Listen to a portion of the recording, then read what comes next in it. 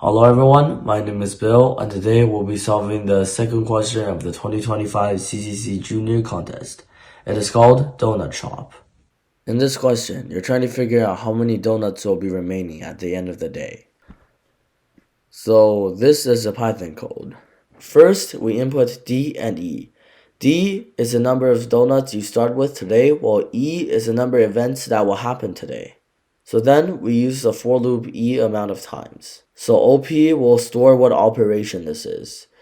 It will either be a plus symbol or a minus symbol. Q represents the number of donuts associated with each transaction. So if OP is plus, then we add Q to D, and if not, we subtract Q from D. At the end, we simply just print D.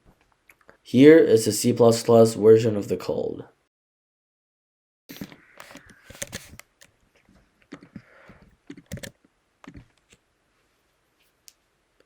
As you can see, the Python code works without a problem.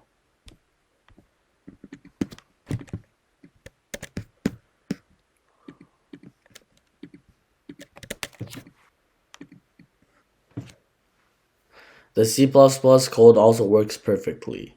Thank you for watching.